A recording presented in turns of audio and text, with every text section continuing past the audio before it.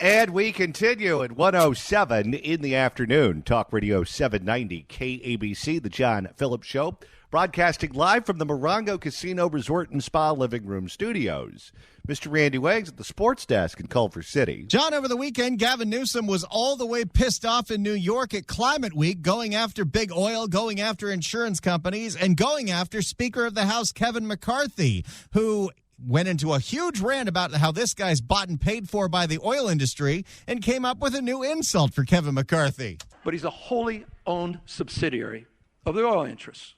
Wholly owned subsidiary. Look it up. Look where the money is. And he's a cheap date. Doesn't even cost much. Buy him off. It's disgraceful. I love the fact that we have all of this chaos going on locally, and the biggest issue in the world to Gavin Newsom right now is climate change. Google it. You get the government you deserve, kids. You get the government you deserve. Weather whiplash.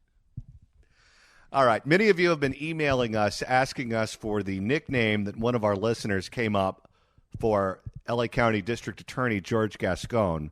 We can't say it over the air without having to take another one of those online classes. So if you email us at johnnydon'tlikeshow@gmail.com, that's johnnydon'tlikeshow@gmail.com, one of us will email it to you, but that's the best we can do. Quite frankly, it's a good one, though. It is. 800-222-KABC is the telephone number, 1-800-222-5222. It is our pleasure to welcome our next guest to the program. He is a former member of the Los Angeles City Council and an LAPD sergeant, Councilman Dennis Zine. Welcome. Good afternoon, and I want to emphasize never indicted while I was a city council member and honorably retired and remained as a level 1 reserve officer with the Los Angeles Police Department, proud to serve the people of Los Angeles. There's so much to get into with you today. Unfortunately, not much of the news is good. Let's start out with that horrible, horrific assassination of a Los Angeles County deputy sheriff's officer in Los Angeles County, where allegedly, according to the Los Angeles Times, the person of interest who was taken into custody has admitted that he was the gunman, that he was the individual who killed Ryan Klickenbrummer. He said this to an officer as he was being taken away in the back of a black and white, apparently. His mother, the suspect's mother, has given an interview with the Los Angeles Times where she said that her son was severely schizophrenic, diagnosed 5 years ago, apparently multiple suicide attempts, put his head in an oven one time to try to get the voices to stop. And she claims that she's gone to the county of Los Angeles any number of times asking for help, and they told her they couldn't do anything. He went off his meds and apparently, allegedly killed this deputy sheriff. What do you make of all of this chaos? Well, it's very tragic. Third-generation member of law enforcement, granddad and father, both members of the Los Angeles County Sheriff's Department. I understand his nickname was Clink, and obviously well-respected with the L.A. County Sheriff's Department. I know from my years of experience, when someone's arrested, when someone gets in trouble, they always try to find excuses. He's living at home with, obviously, the parents, as I understand, and he has a weapon, and he's driving around in a car. So obviously he's an adult. The parents only responsible to a certain age level. But the fact that this is all true, this type of individual and how many others are in society driving around, and all of a sudden they decide to flame out and they take a life of an honorable member of society that's there to protect and to serve. It's extremely tragic. And I was happy to see that the county of Los Angeles and I think the communities in that area posted a reward. I figured we needed to get a reward up as quickly as possible. And maybe that helped bring this to a conclusion. But the fact of the matter is people are going to try to make every excuse imaginable. But this deputy on patrol in a black and white in uniform doing nothing wrong, not on a traffic stop, doing nothing except stop the red light, gets executed. This is absolutely outrageous. But this shows a reflection of what society has done and what the political structure has done against law enforcement. They have the term now in the Los Angeles Police Department, not be aggressive, not be proactive, but to de-escalate. The new term in law enforcement, de-escalate, pull back, So we pull back. We keep pulling back. This is the trend. So the consequence, you have a young deputy on patrol, engaged to be married, who gets executed by an individual who's got mental problems.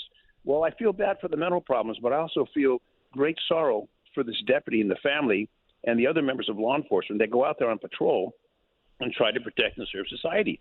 But we've come to the point where the political rhetoric against law enforcement and the groups that say disband the police, and you got knuckleheads on the city council to vote no on the police contract, this all adds to this flavor of anti-police, anti-establishment, anti-government.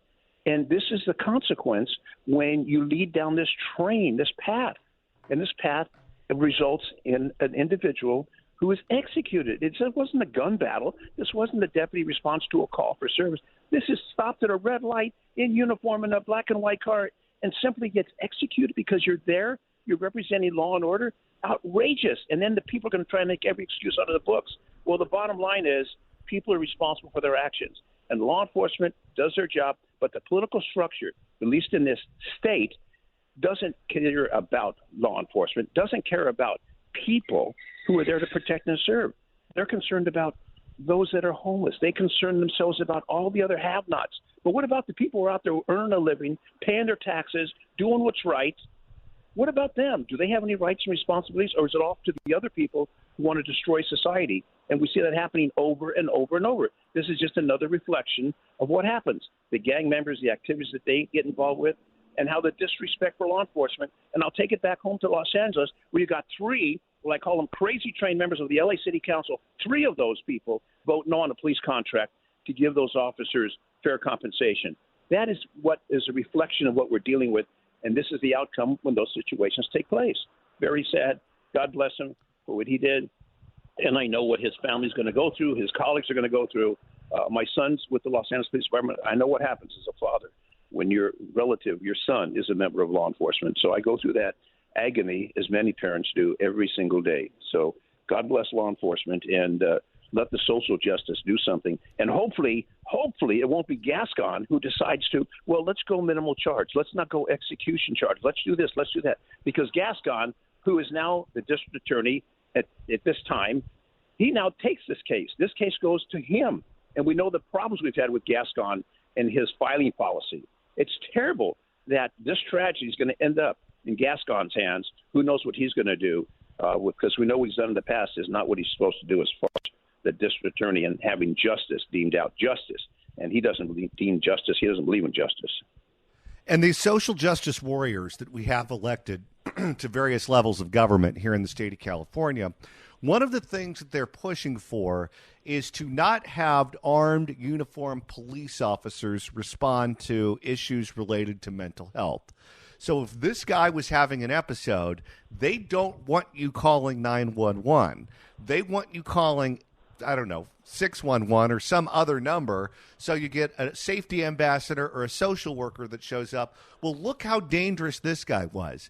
You send a social worker or you send a safety ambassador to deal with someone like this, you're leading the lambs to be slaughtered.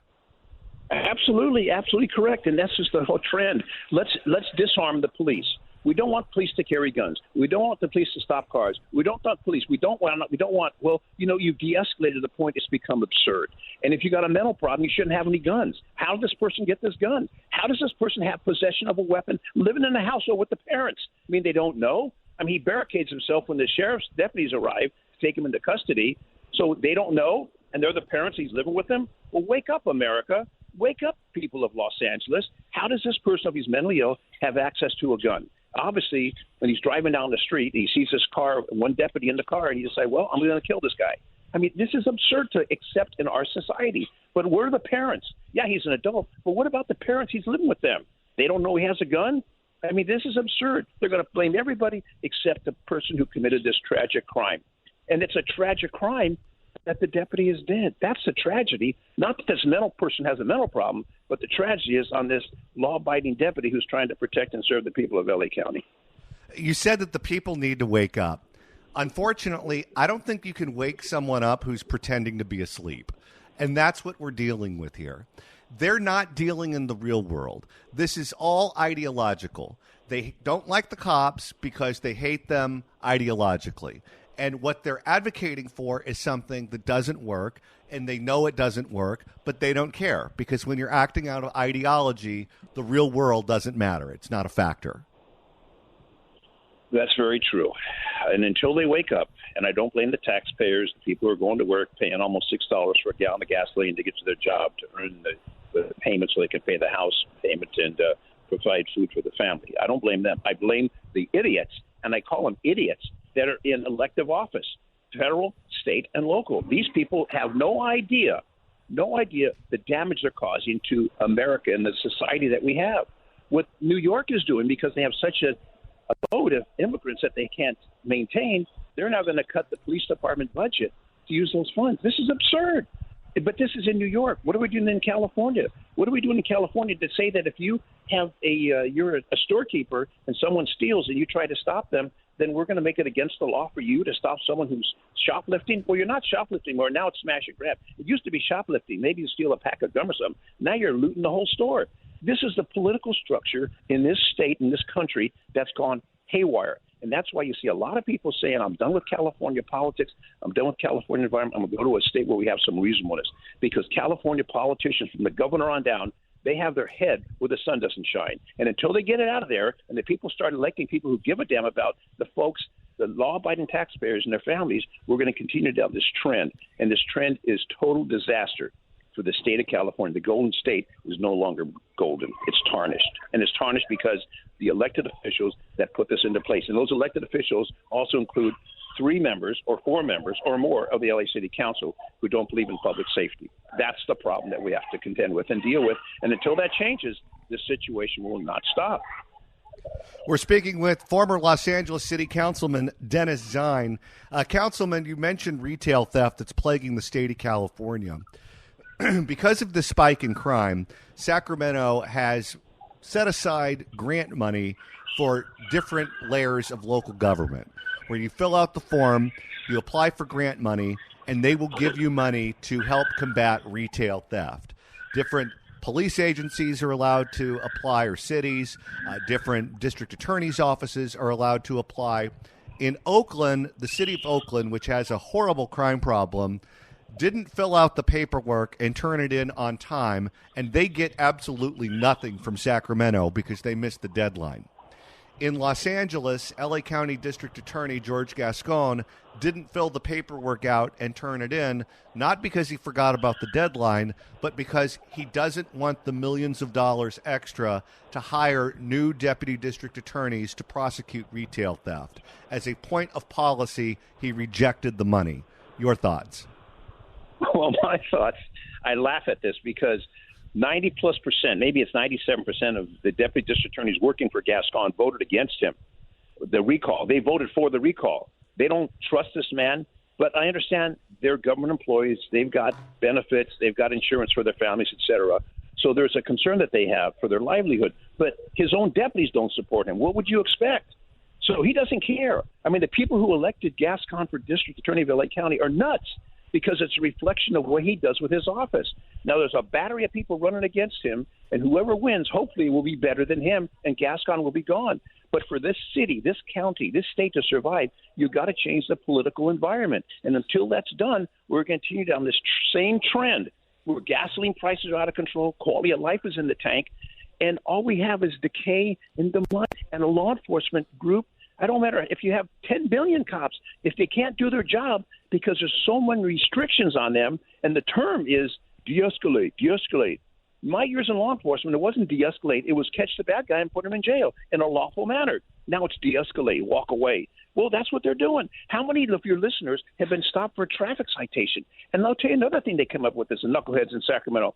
They're going to install cameras, and those cameras are going to get a car that's going over 11 miles an hour, and they're going to get a ticket in the mail. And who's going to be responsible is the owner of the car, not the driver. So I'm driving your car at 90 miles an hour. You're going to get the ticket, not me. This is how absurd these people are in California. The elected officials have no idea how to maintain order in a disciplinary fashion. They only try to find excuses and raise money. So this will raise money for the system, but it's not going to really correct bad behavior in driving. I'm driving your car going 90 miles an hour. You'll get a ticket because I'm driving your car is registered to you, and I had the driver walk away. This is where California's going. Wake up, folks. Get some elected officials who know reasonable common sense. This law that I'm talking about on speed is now going to be signed by the governor. This is absurd. But this is where we're going in California. So the people have it in your hands to vote yes or no and do what's right. They want to take Prop 13 and destroy Prop 13. So all those of you who own a home, your property tax, you're going to see if that passes, your property tax is going to skyrocket. Well, where's the money going to go? Who knows? But the elected officials are responsible. Wake up. Wake up and understand. It's the elected officials, not you honorable taxpayers, who are getting shafted by the system. The elected officials, federal, state, and local. When I talk to local, I talk about your LA City Council members, the crazy train people, and you can read my column, Rants and Raves, and I describe those crazy train people and what they're doing to destroy the city of the angels. It used to be the city of the angels. The devils have taken over. Have you ever heard of an elected official turning down essentially tens of millions of dollars in free money before? I've never heard of that. No, because he wants to do it his way. And Gascon has the philosophy, let's do it my way. And Oakland, I guess they were asleep at the switch.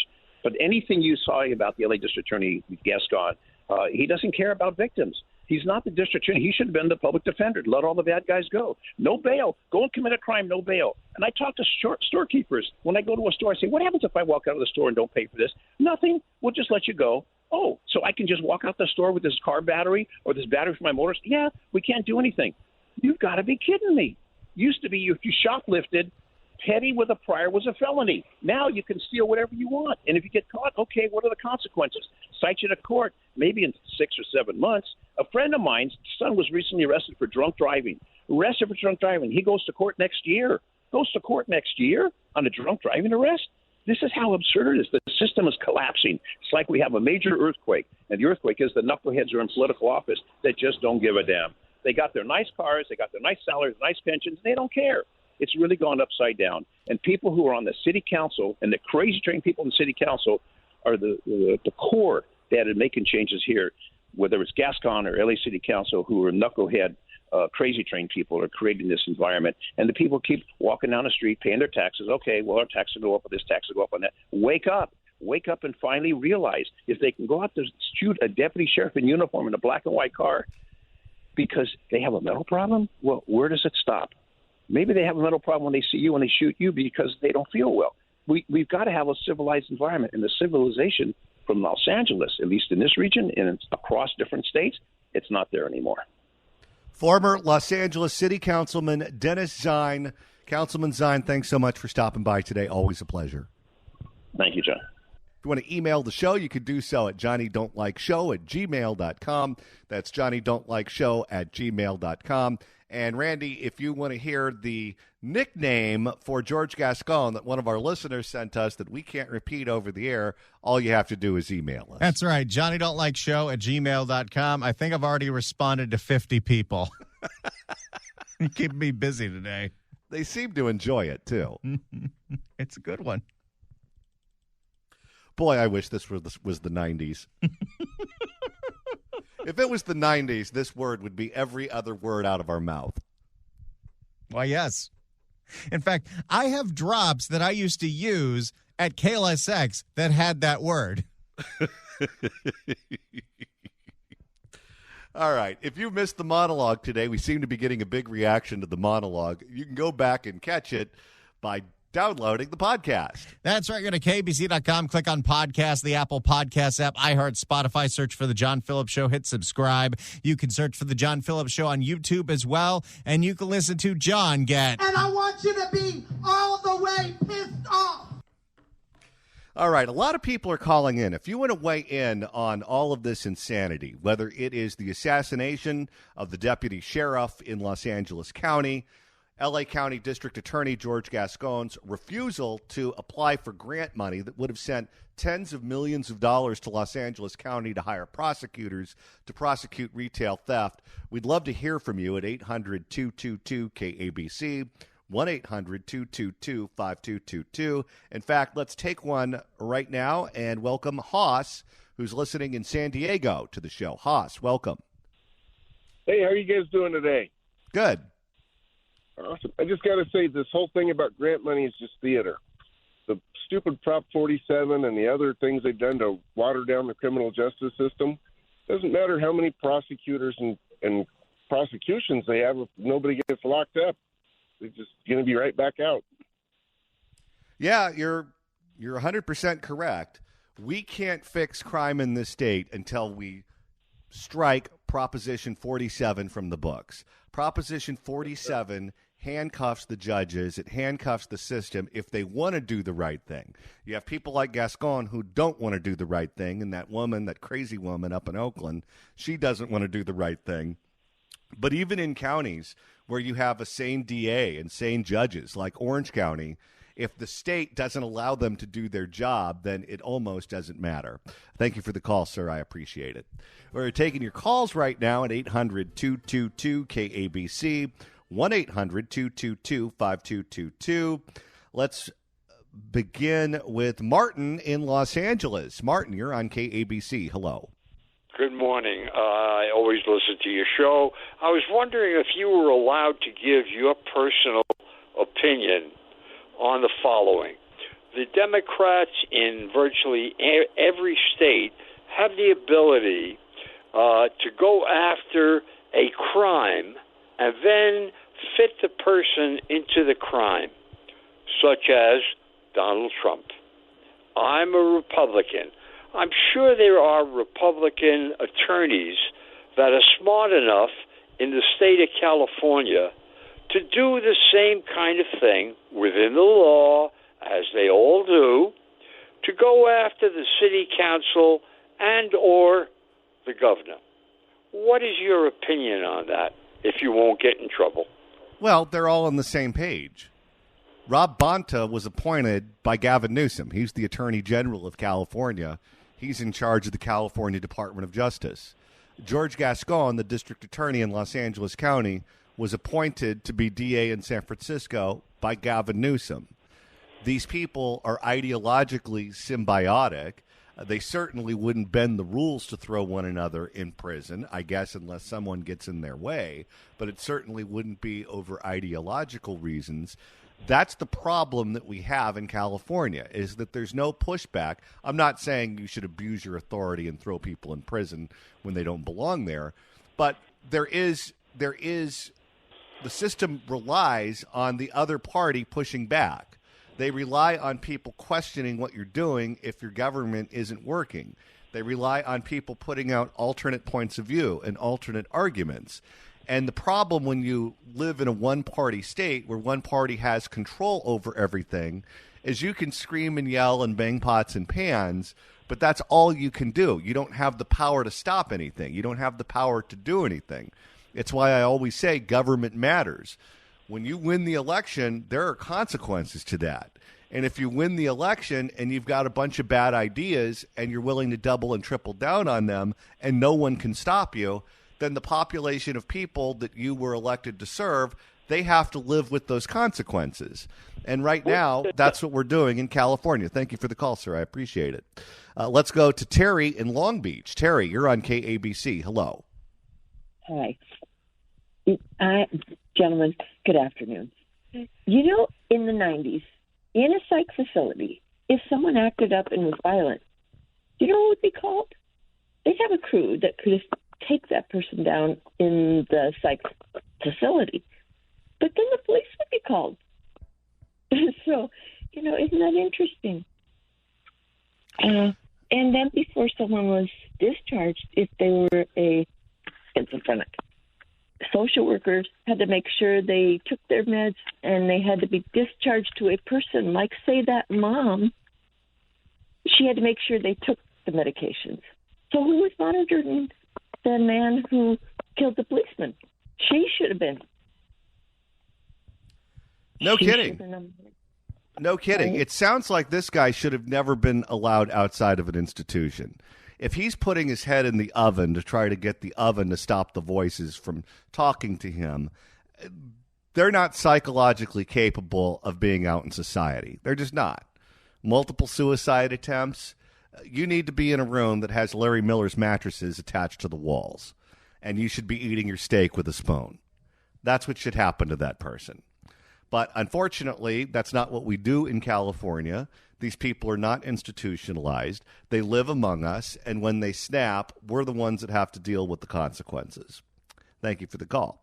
Let's go to Bobby in Laguna Niguel. Bobby, you're on KABC. Hello. Hey, John. How you doing? Good. Okay. Well, it's the state's problem because the states have shut down our state hospitals that house the mentally ill.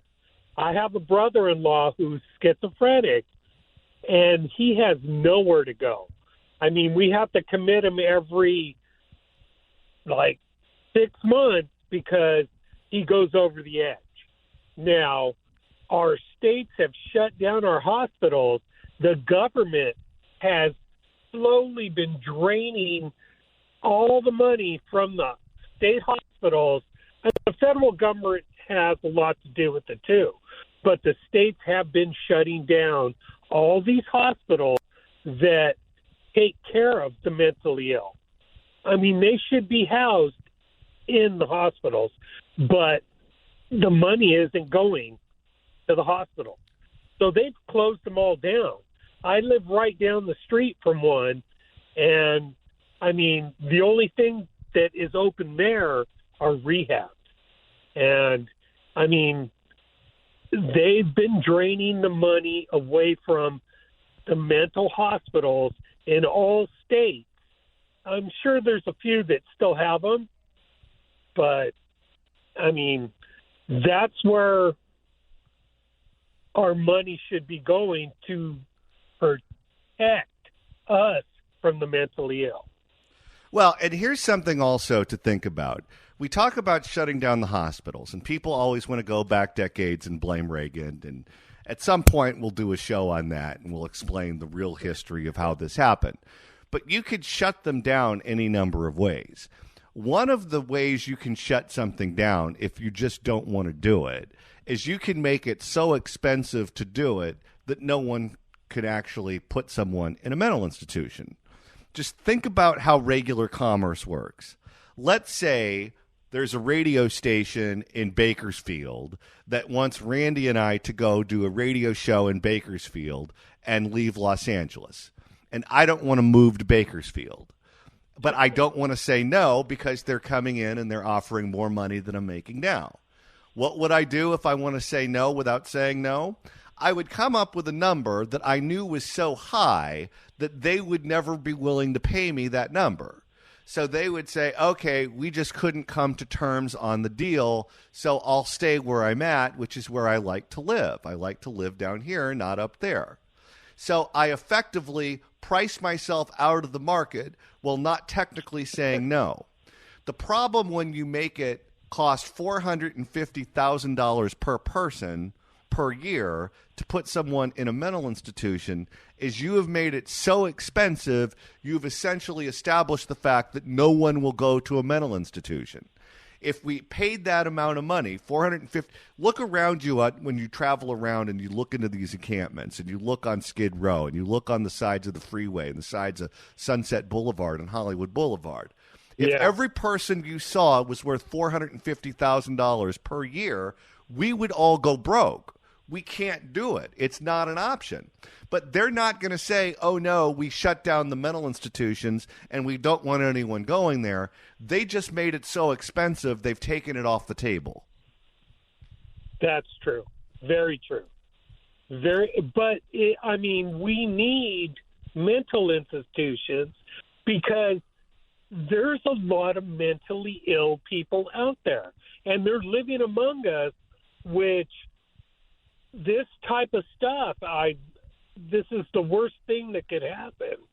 I mean, what we have to do is we have to find a way to put them in institutions where it doesn't cost us $450,000 a year. If we can educate people at USC for less than that, then we can put people in mental institutions for less than that too. Right. But that's the way it used to be. It used to be that, I mean, this is where we house the mentally ill people. But, yes, you're right. They have made it so expensive that it isn't feasible anymore. Nope. Which it needs to be changed, and we need to get we need to get rid of Gavin Newsom, period, and Rob Bonta and Gascon, because they need to start prosecuting these people. Yes, they're mentally ill, but some of them are beyond repair, and some can be repaired. But you have violent ones and you have really mellow ones, which can sort of make it. But, my brother-in-law, luckily for us, he has not shown a lot of aggression, but when he does, he has to go. He has to go for 72 hours to be looked because he drinks a lot and he smokes. So they get to a point and then they break down and they start acting out. So we have to put him in, let him sober up, and then come back to us. Yeah, I love him. He's a great person, but he is mentally ill. And if one of the voices that's talking to him is Captain Morgan, you got to be careful with that, because Captain Morgan, after all, was a pirate. Right? No, don't listen to Captain Morgan. No, it's usually just Coors or Bud Light, and then he smokes weed, which does not help because, it's a paranoid. He's paranoid. So he starts. Yeah, that adds to the paranoia, that's for sure. Thank you for the call, sir. I appreciate it. If you want to email the show, you can do so at johnnydon'tlikeshow@gmail.com. That's johnnydon'tlikeshow@gmail.com. And, of course, if you want us to email you the nickname that one of our listeners came up with for L.A. County District Attorney George Gascon that we cannot say over the air, go ahead and do that, and Randy will respond. I've already had to do this to 100 people already, Johnny. If there is an email that actually wants to discuss something else besides the nickname for George Gascon, I'm going to have a hard time finding it because it's buried in a pile of requests. And some people are not just requesting Gascon, they're also requesting drops as well as Gascon. So one person got the nickname and they got a Janice. That's your final warning. Boy, this has turned out to be a busy Monday. Yes, all the breaking news and the dozens and dozens of people who keep asking for this George Gascon nickname that we can't say on the air. But it's good. We like busy. All right, we've got one more hour coming up on the John Phillips Show. Ann Coulter joins us next. Don't you go anywhere. This is Talk Radio 790 KABC. Oh, we also got a request for this song. Chilly Willy. Won't go home, but you can't push Willie. Willie. Won't go, try telling everybody, but oh no, little Chilly Willy. won't